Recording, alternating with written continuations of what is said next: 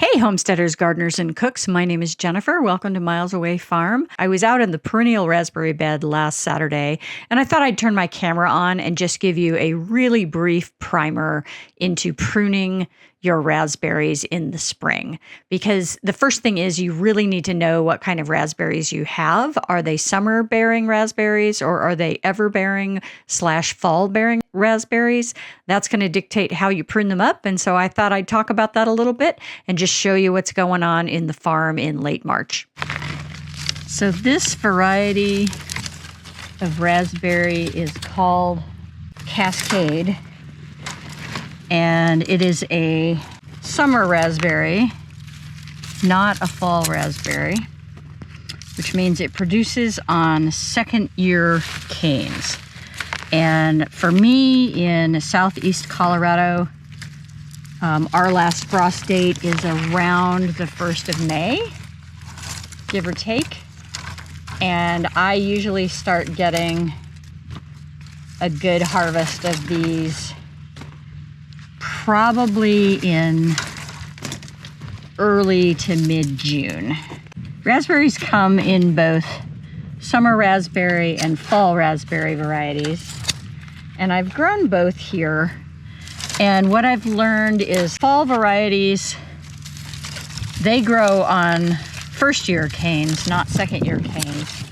And so you can mow them completely down to the ground and just, clear the bed and start over in the spring. The problem with that is they don't really start getting fruit until August, because they're starting from nothing.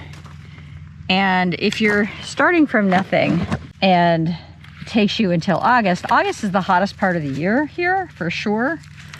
And it's really miserable to go out and pick raspberries in August. And two, the fruit isn't all that great. Yeah, August fruit, not very good. It tends to be kind of degraded by the heat. And so I've just learned that for my climate, I much prefer the summer bearing raspberries. And sometimes summer will actually give you that early crop in June.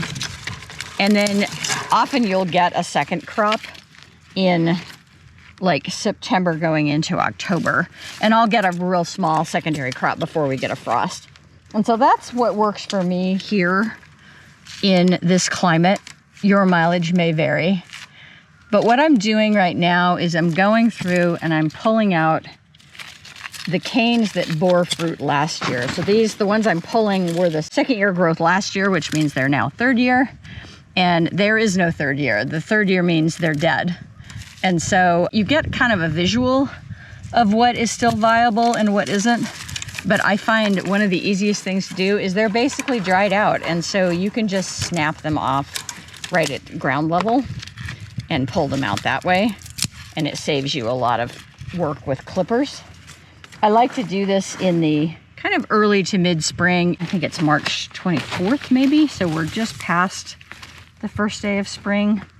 But you can see like this is starting to sprout. And so I know this is alive because I have sprouts. If I did this earlier in the year, it would be a little harder to tell what was actually viable this year and what wasn't. And you'll get some winter kill just if you have a harsh winter as well. But this is a nice time to be out here doing this because I can really accurately see that this is growing and still alive and does not need to be cut. Here's another great example. And then you'll get small sprouts coming from the ground too. So like right here, this is new growth coming up. This will be next year's fruit. So that's what I'm doing, is cleaning up the raspberry bed. So we got all the dead growth out of here. Still working on the weeds. There is a pretty good layer of mulch in this particular bed, and so it's a little easier to dig. This particular variety is called Nova, I believe. I'll double check and put it on the screen. Really nice raspberry. Not super huge, but good flavor. And it does spread. And so, like, I've had this same patch going and have dug it and given raspberry plants to people numerous times over the last 10 years. So it's a easy to give to your friends kind of a plant. Here is the cascade bed. Still some grass to get out of there, but all the dead twigs are out.